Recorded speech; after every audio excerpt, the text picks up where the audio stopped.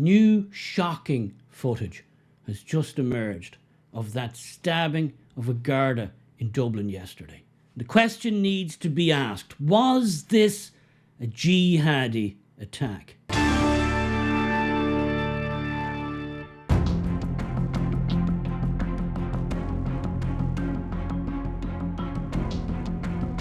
Ireland is still in a state of shock today after the unprovoked stabbing attack of a young Garda in Dublin city centre yesterday. Broad daylight, 6 p.m, right in the streets. And I'm going to show you that attack now, well, at least as much of it as I think I can get away with here on YouTube, which are very pernickety about certain things.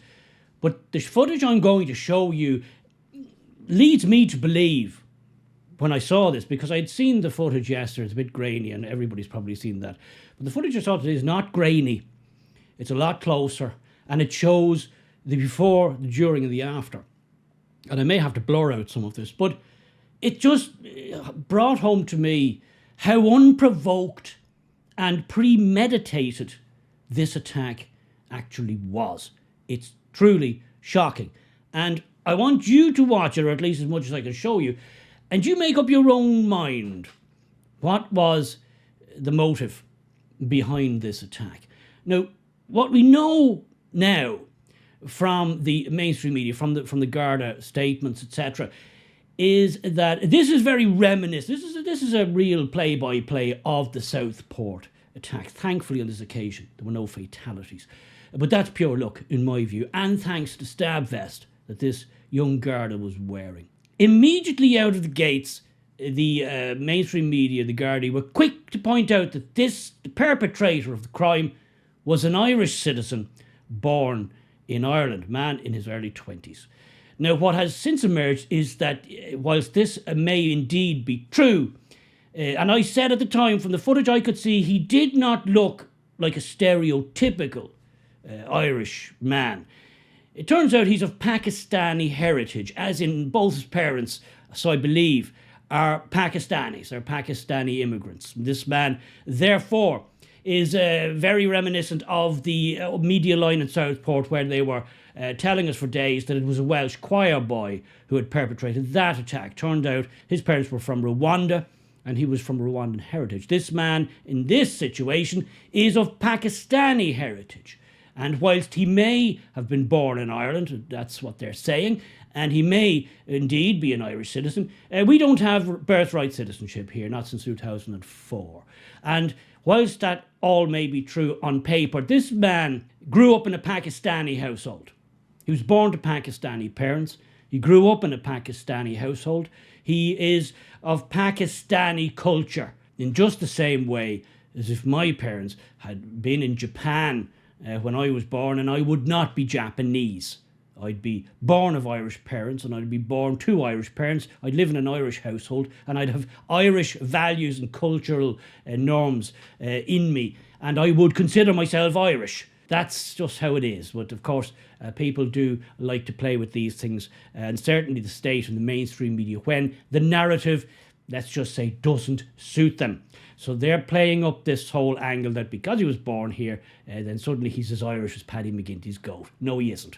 He's not. He's of Pakistani heritage. He was born to Pakistani parents. And then he went out in the middle of the street, in the middle of Dublin city centre, and viciously stabbed, in a premeditated way, a Garda. And I can only assume, and you can make your own mind up on this, he was intending to commit a fatality. Was this a jihadi attack?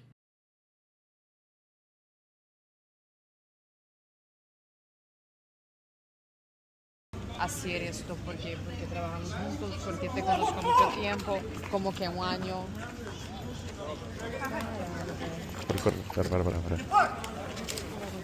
Para. Trae un cuchillo. Hazte para atrás. Bate.